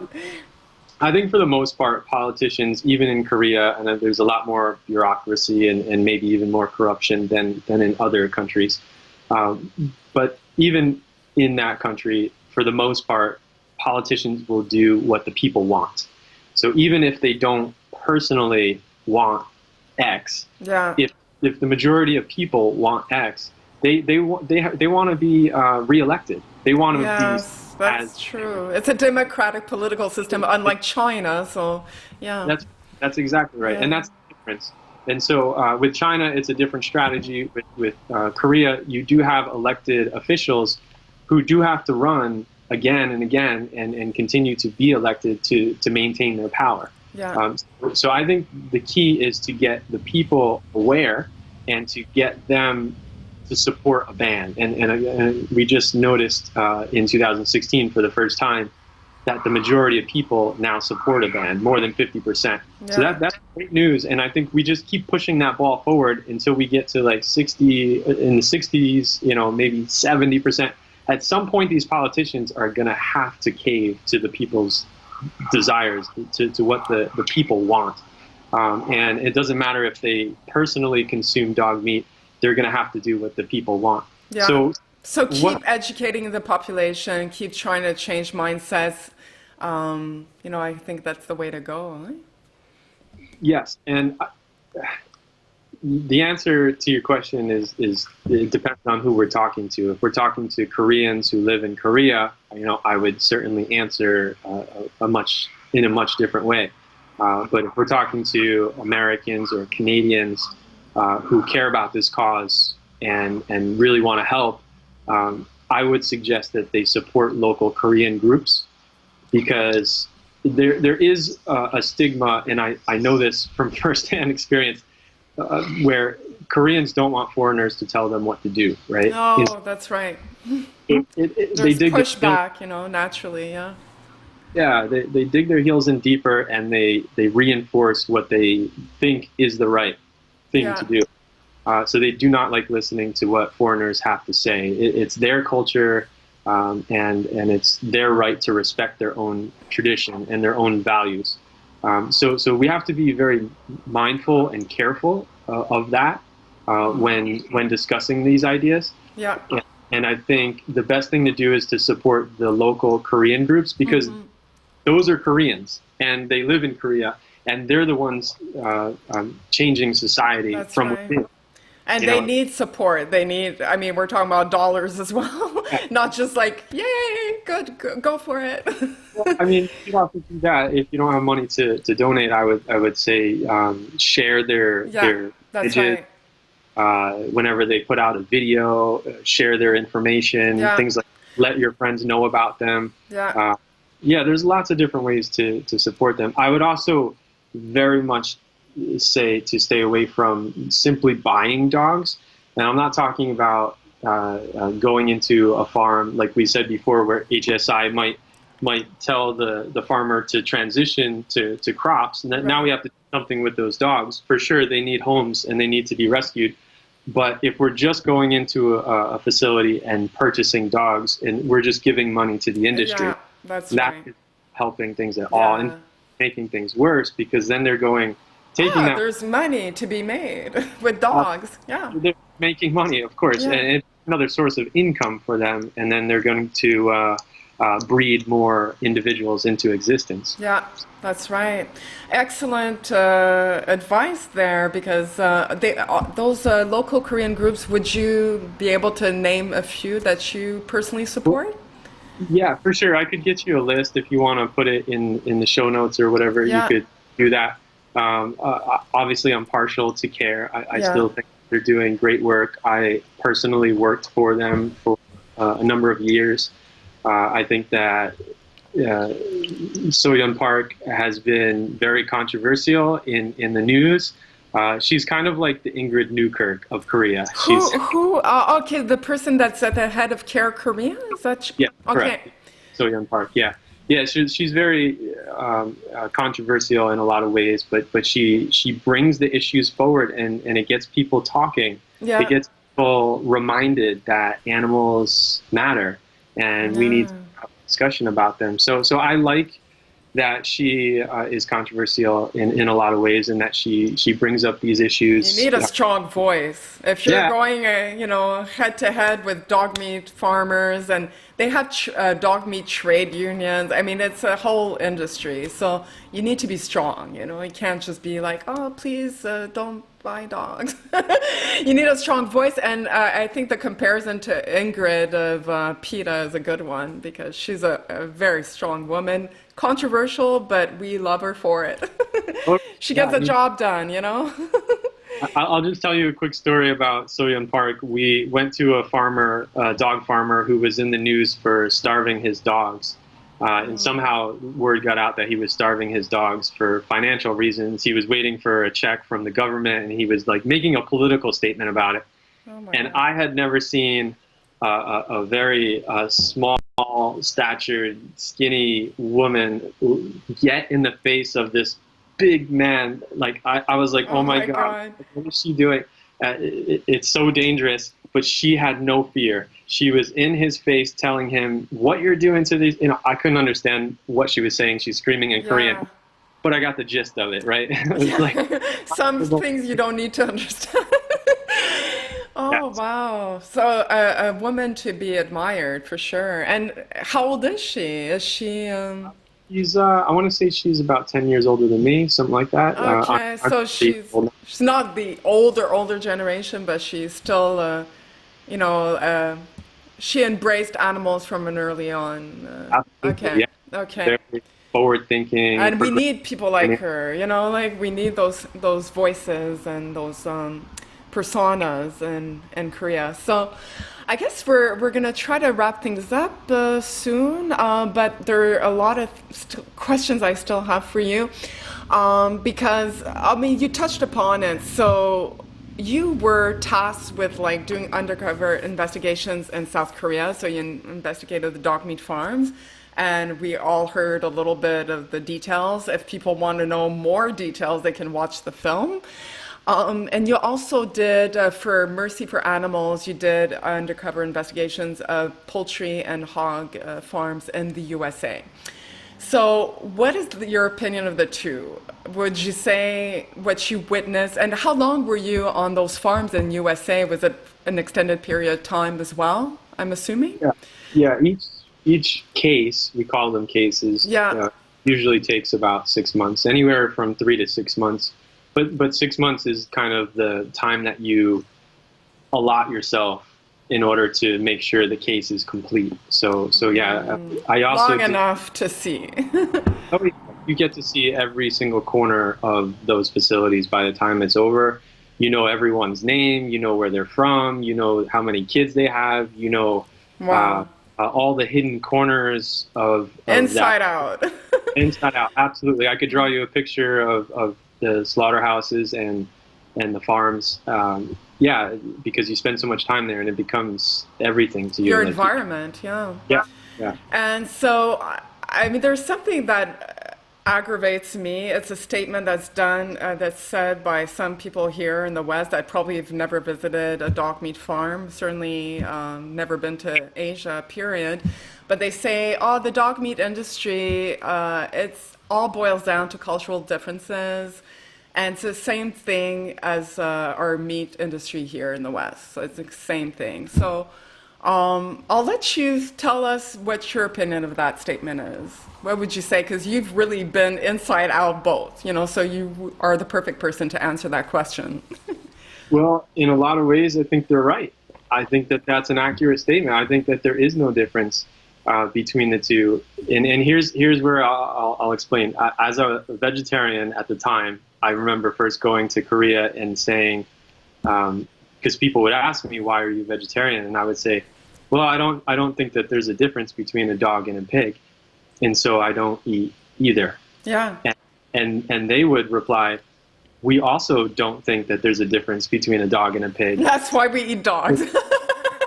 Oh, yeah. Yeah. And it's the same exact logic with two totally different outcomes and conclusions, right? And so I think that there is a lot of truth to that what we do here in Canada, in Western culture, to pigs and cows and chickens and fish and sheep and all the animals that we exploit is really no different than what Koreans or anyone in Asia is doing to dogs. So it is a bit hypocritical to talk about just saving one species while not focusing on the other species. You know, I worked in the pork industry, as you mentioned. Pigs are smarter than dogs, and I saw some of them. I don't know about that. I don't know if I agree with that, but I'll let you continue. As far as like intellectual awareness is concerned, they've done studies where pigs can play video games. I know. I've read those stories as well. But essentially, you having been in those industries, both of them here in the West and over there in Asia, and South Korea, because we'll be more specific, because you did not see what goes on in the other parts of Asia. Right. But you would say it's really comparable. It's like apples and apples. I think in the ways that matter, yes. Okay. But I would also point out that it doesn't mean we should give up on the fight for dogs. And in fact, I'll tell you very quickly, one of the first times that volunteers came to my protest in Seoul, I remember a Korean lady, she pulled out a bunch of sandwiches and there was ham in the sandwiches, and she's handing them out to all the volunteers, and I'm like, whoa, what's going on here? This, you know, like, no, I'm not going to eat that. No, thank you. But she meant well, right? And she was there to support the cause. She wanted to ban dog meat. Yeah. She had all these volunteers. And so I said, you know, look, they understand the culture and the history more than I do. And frankly, I need the help. Yeah. As long as we come together. You don't need to eat the sandwich. But I needed assistance. I needed help. And I think what we need to do as a community, when we're talking about animal rights, whether it doesn't matter which species, we need to come together and we need to help each other in the same way that the animal agriculture industry comes together to help each other in their respects. Yeah. So when there's a law that's attacking the egg industry, for example, They rally together. They band together. That's right. You'll see the beef industry, you'll see the pork industry, you'll see they all rally. Yeah. around and support that one industry who's being attacked. Yeah. Because they know that They're next. they help each other. Yeah. They could be next, and they're more powerful if they stick together. So I think in that way, that's how we should look at these fights, and we should, all stick together and help each other in every way possible, because all these animals matter and should be Absolutely. helped. Well, I would like to take the opportunity to give my opinion, because I do not agree that it's the same thing. And when people say that, why it aggravates me is because the lack of knowledge, for one, because they've never been there. They don't know anything about the dog meat trade. At this point, I've been well versed in the dog meat trade, so I'm in a position to speak about it. I don't feel it's the same thing because, first of all, every one of those countries has a conventional meat industry. That's where we're absolutely comparable. It's the same thing. They slaughter pigs, chickens, cows exactly the same way we do here in the West, for the most part. I'm not talking about like some smaller countries where their practices are not advanced enough to carry out like factory farming, etc. But for the most part, like that's where we're on equal footing. Those countries, on top of what they do to animals and the animal agriculture industry, they have a dog meat trade on top of it. And South Korea is unique in the fact that they do kind of breed dogs in a very similar way, although I would say from what I've seen of footage from a factory farm in the US versus dog meat farms, I think it's a little bit crueler because of the food. Just the food alone is terrible. They're exposed to the elements. I mean, we could go on, and there's no point in comparing what's crueler than the next. It's all horrible. I'm vegan. I've been vegan for a long time, and it all came about because I saw 5 minutes of a PETA footage of a slaughterhouse. And I was 15 years old, and I was like, I swear to God, within 5 minutes, I couldn't watch anymore. And I went in my closet, threw out all my leather, all my belts, everything that I had of leather. And I told my mom, I never want to eat meat again. And I was actually angry at my mom because I was like, I can't believe I've been fed this. So I'm very sensitive to animals. All animals deserve respect, love, and I want to see their freedom, all of them. But I do feel the dog meat industry is laced with cruelty. It's laced in crime. People steal each other's pets, like imagine at gunpoint. I mean, it's a whole different industry. It's really terrible, and it causes all sorts of health issues. Those dogs are full of diseases. It causes human problems, like for the consumer. It causes a lot of havoc in those countries. And I feel personally, and I've spoken to Dr. Peter J. Lee. I don't know if you're familiar. He's China policy specialist for HSI. He's Chinese. He's extremely well versed in China's political system. And like him and I, we have our understanding is that we want a vegan world. All animals, we don't want them suffering and being exploited and all of that. But it makes sense to us that because dog meat trade is only a small percentage of the world, most dogs in most of the world, there's no dog meat trade. There's no dog meat trade in Canada. There's no dog meat trade in the US, in Europe, etc.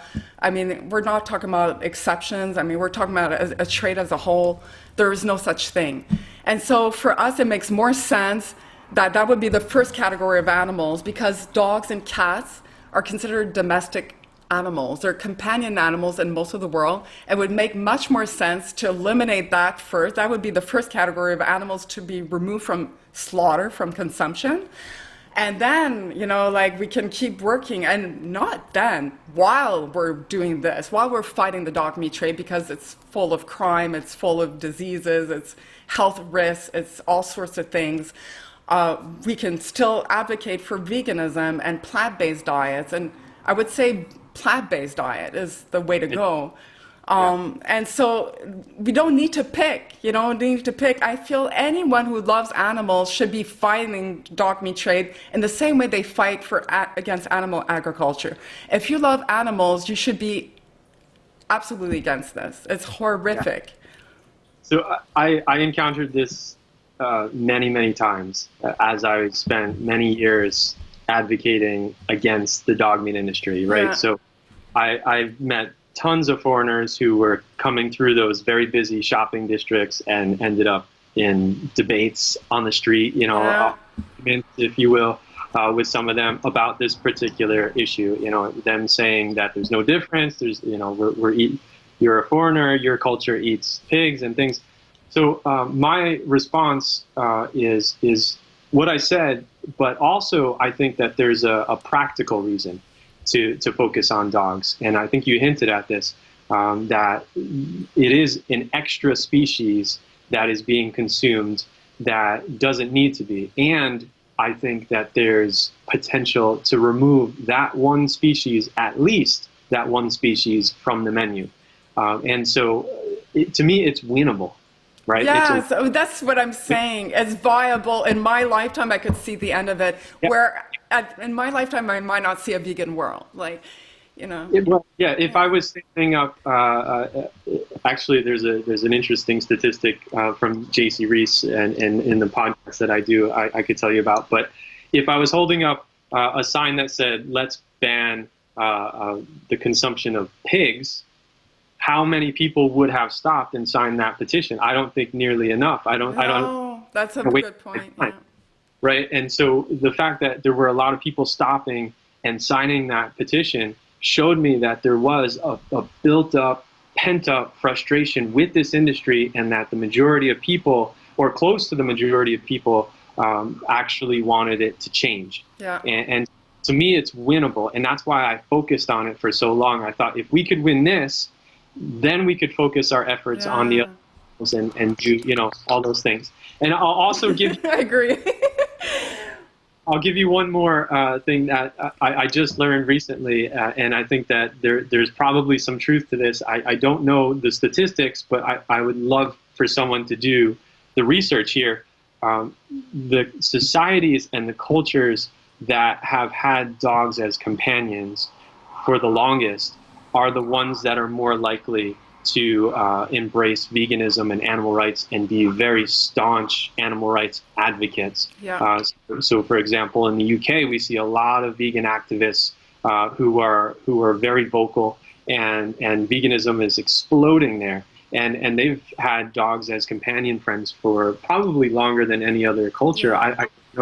I know it started in China, but in the same way of like seeing them as best friends, and seeing them not as food, because China really never got past that. They continued to consume them for all the things. So I think that there's another practical layer on top of all those things we just said, that if we start to give dogs the respect they deserve, it will then eventually lead. Because if you have a dog in your house, I mean, she lives with me. She's such a cutie, yeah. And you start seeing the resemblance with other animals. You start seeing the same thing. Make the connection as to what animals are actually. You're absolutely right about that, because I've also noticed. I've only known about the dog meat trade for 2 years, since 2018. I was late to arrive on the scene. I was never an animal activist before I heard about this. And it just ignited a fire in me, because I saw the cruelty, and then of course I remember why I became vegan all those years ago, and I was like, it was all about the animals. But a lot of people, there's on social media like Facebook, you'll see there's like a divide between militant vegans and people fighting the dog cat meat trade that might not be vegan. And so they are targeted, and they're shamed, and they're bullied by militant vegans, saying, how dare you, you eat meat, you eat animals, and then you're fighting because it's a dog, and I completely understand that, it is hypocritical, but I'm like, that's not the right approach, in my opinion, because at that point, that person's just defensive, right? Yeah, of course. You're pushing them away, and those are people that you could use in the struggle. Yes, those are potential. Thank you. and right, it's like somebody showing up to a protest or a march for animal rights, and they happen to be wearing leather shoes, and you call them out for it, and you make them feel shameful, like crap. Yeah, and then they get embarrassed. They're not going to want to come back to the next month. They're going to want to You just lost a trooper. You just lost an ally. Instead of embracing and rewarding them for what they are doing, That's the approach, and let them, everyone's on a different journey. Let them connect the dots. You can drop subtle clues and hints. Absolutely. Along the way as you develop an approach, a relationship with them. Instead of pushing them away and getting them defensive, we need as many people as possible. Absolutely. In this movement, and the vast majority of people are against animal cruelty, yeah. and we all understand why we're doing this, and the myth that you have to be perfect essentially is what military oh my God, you actually bought that, it's tested on animals, people nitpicking at every detail, and you're like, who wants to live under a microscope like that? No, no one. and no one can be perfect. That's the idea. No, there's no perfection. So just embrace whoever wants to help out, and consider them an ally. Consider them a very resourceful tool in making the dream come true. Amen to that. And actually, I have a short little story to tell about this, because when I started on Facebook, I was never on Facebook before I heard about the dog meat trade, and I strictly started a group because I wanted to do a protest in my city of Montreal. And so I put together something very last minute. It was not like a great event, but I mean, I still got out there, and we got some signatures on a petition. But all this to say that I started building this community on Facebook, and a lot of the members were people that were against the dog meat trade, but not necessarily vegan. And one such member, she lives in New Jersey, and she told me, "Oh, Jade, I'm going to be in Montreal." It was during the summer. I think she was traveling with her husband. And I said, "Oh, well, it'd be great if we could meet up." We never got to meet because I live a little bit in the outskirts. It wasn't convenient. But all this to say, I told her, "Oh, if you're in Old Montreal, there's a great group called Anonymous for the Voiceless." And I go, "I would love for you to go check it out. I think you would really enjoy it. And they're super nice people. You're going to have a nice conversation." And she went. And she spoke, and she saw the footage, more importantly. She had never seen footage of what they do to animals and animal agriculture. And she became vegan. And not only did she become vegan, she became part of the Anonymous for the Voiceless in her hometown of New Jersey. So I was like, that's what it takes. It just takes a nudge, And if somebody has compassion in their hearts for an animal, one type of animal, they're very likely to enlarge in that circle of compassion to other animals. You just need to show them, what is happening, because a lot of people just put, they don't make the connection between what they buy at the store and the animal cruelty that underlies that industry. They're not aware. So I think we all, like you said, we all need to rally together. We all need to work together, because animals need us. And they need us to work together, not against each other. Right? Yeah, and I'll also add that what I'm about to say took me a long time to figure out as a vegan. As a vegetarian, I went almost 10 years not eating meat, and I didn't know about the dairy industry or the egg industry at that point. No. But I got to a point where I realized that not consuming animals was not enough, because it's essentially like just being silent in a room where there's violence. Yeah. It's not participating in that violence. It's not giving money to the person who's abusing the animal in that room, right? It's a non-action. Yeah. And so we don't really do justice to the injustice until we speak up, until we do something, until we become activists, until we finally say with our words in every way we can possibly say it, and be creative in this way. That this is what we have to think about on a constant basis. How can we spread the message? But say something. I agree, because then you're kind of complicit, although you're not directly contributing yourself, but you're not helping. You're not helping the animals, really. I so agree with that. That's a great thought. When did that thought come about? Recently? Yeah, no, I mean, at some point I realized that. And your journey. and I had to become an activist. I didn't just have to be, if you see a child being hit in the street, Yeah. you don't just whistle and keep walking. That, to me, that's what veganism is. Yeah. To consume animal products is to give the person who's hitting the kid $20. And so veganism is just not giving him money, but continuing to walk down the street and allowing it to happen. When you stand in front of that person or beside that person and say, hey, what you're doing is wrong. Yeah. That. Now you're an activist. Yeah. And now you're actually bringing justice to the world. And so that's why I think it's so important for us to do something and not just not participate in an industry. I know. You're absolutely right about that. So before we end this, I do want to take some time to talk about your company, because you started a product line that's called Clean Meat.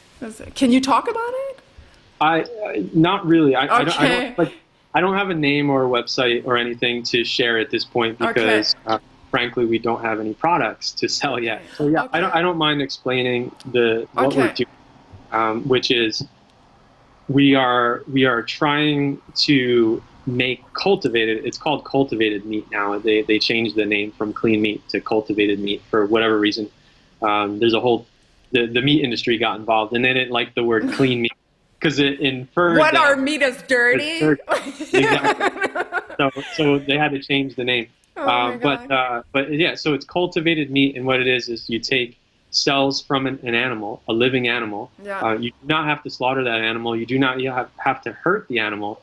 It's just taking animal cells and growing them in a dish, and from a few cells, you can literally grow billions upon billions of meat. We can do it now. We have the technology. We've had the technology since the 1970s and NASA days, but it's never been utilized in a way or commercialized in a way that would make it suitable for food. They've been doing it for medical reasons since the 70s. If somebody loses their skin, for example, in a fire on their right arm, you can take cells from the skin from your left arm, put it into a petri dish and grow skin, and then your graft, yeah. Exactly, your right arm would accept it because it's your skin, and then you would essentially have more of your own skin. So now we're thinking, we collectively as a society, we're thinking about doing that for meat, because billions upon billions of animals are raised and slaughtered for food, and we could get the same exact end product, which is, say, a steak or a chicken breast, without any suffering, without any animals having to be put into a factory farm or through the slaughter process. And it's also much more efficient because you're just growing the muscle meat. You're not growing the skull, the hair. That's right. The organs. And teeth. way better for the environment. Yeah. Exactly, much more, and that's why they called it clean meat in the beginning, because it was like a nod to clean energy. It's much more renewable. Is it similar technology as Impossible Meats, or is it something? So Impossible Meats creates plant-based meats, and Impossible Foods. Oh, Impossible Foods. Yes, I apologize. I was listening to a podcast with the owner. I haven't gone through the whole thing, but. He's a very smart guy. So yeah, he's great. And then Beyond Meat is owned by Ethan Brown, and they're both they're not related, by the way. Pat Brown. No way. And they both Strangely enough. It is strange, but they both make plant-based meats, and they do it in different ways. They have different ingredients and recipes. But in the end, they're making meat that is made from plants that is supposed to resemble actual animal meats. But this technology that I'm discussing, called cultivated meat, is actually meat. It's not plant-based at all. Wow. It's actually meat. But it's not on the market yet. It's not on the market yet. No, the USDA and the FDA haven't officially approved it yet. Right. And it hasn't gotten to a point where it's commercially viable, because the ingredients that we have to put forward in order to grow, say, a pound of meat is still too expensive. Yeah. But our approach, me and my team, is to create that for pets, for pet food. so for cats and for dogs. And we actually know that that's a growing industry. More and more dogs and cats are being placed in homes all throughout the world, not just in Western culture. Yeah. And people need to feed their dogs and their cats. And if you add up all of the animals that dogs and cats eat, they become the 5th largest meat-consuming country on the planet. So it's animals that are being slaughtered for other animals. And we see this as a very important solution. We have to solve this. We cannot shut down slaughterhouses unless we figure out a solution to what we feed cats and dogs. Yeah.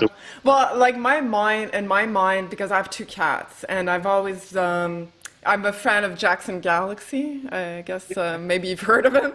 And of course, he does not promote a vegan diet for cats because cats are considered obligate carnivores. So what do you say to that? I mean, I guess this clean meat option would essentially have all the same makeup as regular meat. But it's not available yet, is it? It's not available yet. Okay, so we have to wait. I would add this one thing because I focus a lot on animal nutrition and cat nutrition and dog nutrition. That's what I spend most of my day thinking about these days. There's nothing magical in meat. Think about it that way. There's nothing in animal meat that we can't get elsewhere in the world from plants. Okay. We can offer taurine. We can find suitable substitutes with plants. Now, that being said, I'm not endorsing any particular vegan line or product for cats or for dogs because I don't know if they're getting it right in the right proper. That's right. Yeah. But I would definitely say that it's possible. It's absolutely possible because there's nothing magical in meat. You can get everything that you find in meat from plants. Yeah. So it's really just about the proper arrangement of vitamins and minerals. So when we say obligate carnivore, it means that animal needs a certain amount of nutrients, a certain arrangement of amino acids, and we can get all those things from plants in the proper proportion, in the proper arrangement. It's possible. I think it's also a question. Their digestive tract is so much shorter than ours, and so they're not meant to like digest grains and stuff that takes slower time. It's like they're supposed to like in and out. Like that's what I understood. Like digest the nutrients and then expel it because the longer it stays in there, then it goes on the parameters of their intestines and all that, and it builds up. And obviously, cat food in general, I would be very wary of buying commercial cat food because there's so much salt in there, and a lot of cats die prematurely because of it, because it creates crystals in their kidneys, and it's just very, very painful. But that's always been the conundrum for me because I'm vegan, and my cats, I will admit, I do not feed them a vegan diet because. Yeah, most people don't, and I totally understand your position, and I actually agree with it. At this point in history, I don't think there are a lot of good vegan options, healthy vegan options for cats or for dogs. I'll even say that. There are a few for dogs that I would probably recommend, but there aren't a lot. And so for most people who have companion animals, it's really difficult for them to feed a vegan diet to their animals. So I totally understand where you're coming from, and that's why I personally choose to focus on this issue. Like, well, we're waiting for that line of food. How far away are we from it being? It's a long time, eh? Yeah, I mean, everyone keeps saying 5 years, but they've been saying 5 years for 4 so or 5 now it's years. like 10 years, or maybe even sooner than that. Well, it's the same with self-driving cars. They said 3 years. We would have that on the road. Don't get it right. It's taking time, but it'll. I guess one solution short term, because speaking of dogs and cats, there is a difference because No Dogs Left Behind is an organization that I interviewed for my podcast, and they put all the dogs that they rescue on a vegan diet. And I spoke to the owner. I said, "Oh, well, I don't put my cats on a vegan diet." He goes, "Well, cats are different. because dogs can very much, it's very fine for them to have a vegan diet. And he goes, actually calms them down. He goes, like, we notice the difference in their behavior. Once we put them on that vegan diet, they really calm down. It's really good for them. And not sure that the people adopting those dogs are going to keep them on the vegan diet, but at least they're doing that, because he goes, it doesn't make sense for me to invest all my time and energy in saving one animal and then killing another one to feed it to that animal. It would be very hypocritical. So there you go. If you're vegan, you might want a dog instead of a cat. I try to avoid these discussions on Facebook because it's like it never ends. It never ends, and it's one of the I think key components to the overall message we're trying to get across, which is we want a vegan world. Yeah. And I think the meat eaters of the world, whether they are sympathetic to veganism or not, believe very firmly in their minds that at least dogs and cats need to consume animal meat. And so sometimes I believe that even justifies their own behavior. Yeah. You know, I don't know. So I think we need to solve that problem if we're going to have a truly vegan world. Yeah. If we're going to shut down the last slaughterhouse, like we say, that's our goal. We have to solve this problem as well. This is a major problem that I don't think gets enough focus, and we need to talk about it. So hopefully we come up with a good solution with cultivated meat. Well, we're counting on you, Kevin. It's a lot of pressure on your shoulders. It's all good. I really thank you so much. We've actually gone over our time limit, so you've been extremely generous. I thank you so much. It's been a fascinating conversation. And I hope to be able to shake your hand soon, because you're in Toronto, I'm in Montreal. We're likely to meet. At some point, depending on the pandemic and what's happening. Yes, absolutely. And obviously we'll put in the description box links to, what would you like us to post, apart from the film, obviously? Your podcasts, obviously? Sure, if you'd like to share the podcast, that's great. But also, I think in ways that people can help. You asked about how people can help the cause in Asia, in particular in Korea. I still support CARE, and I think that we'll put the links for CARE. Yeah, absolutely. And I'll actually talk to AJ and ask if he would recommend a couple of other links so that people can have some other choices. But I did want to sum up just quickly by saying, as I mentioned before, that I never actually met one person. Out of all the investigations, I never met one person who was evil for the sake of being evil, who was torturing just for the sake of torturing. Yeah. Right? I know that people are out there like that, but I never met one. And to me, that speaks a lot about humanity. It really... the first man I met, his name was, we called him Mr. Ilsan. I was a teacher for a long time, and I taught kids in different stages of my life. I remember seeing his eyes and thinking he has this childlike innocence, even though he owns a dog meat restaurant and a dog meat slaughterhouse. He's a good person. Behind it all, he is a good person, and I believe that humanity is good, and we just need to treat it as that. Treat humans as they are good, and get them to understand where we're coming from, that the animals really matter. So I'm very optimistic about the future, and I think that we will win this. We just have to support each other and show each other the proper way to see animals. That's it. I think that's a great note to end the podcast on, because often we see so much cruelty that we start demonizing these people. Exactly. And that, unfortunately, although maybe it feels good in the moment to vent and to let out that aggression, because I mean, we feel like, like it's an assault to our senses. So naturally, we're going to point the finger and say, they're psychopaths, they're this and that. But that's not going to help the cause, and that's not going to help the dogs, and they're not going to help the animals. Yeah. And I say that story because I did it myself when I didn't. I demonized the people who were in the industry, and I had never met them. And when I finally met the first person. I remember thinking he's got to be some kind of monster. Like how could he do this to dogs? And when I finally met him, he shook my hand and he was so warm and gentle and such a nice, caring person. I'm like, whoa, you took me off guard there. Yeah, like you weren't expecting someone nice. Yeah. And he turned out to be a really, really nice person, you know, in ways that I didn't expect.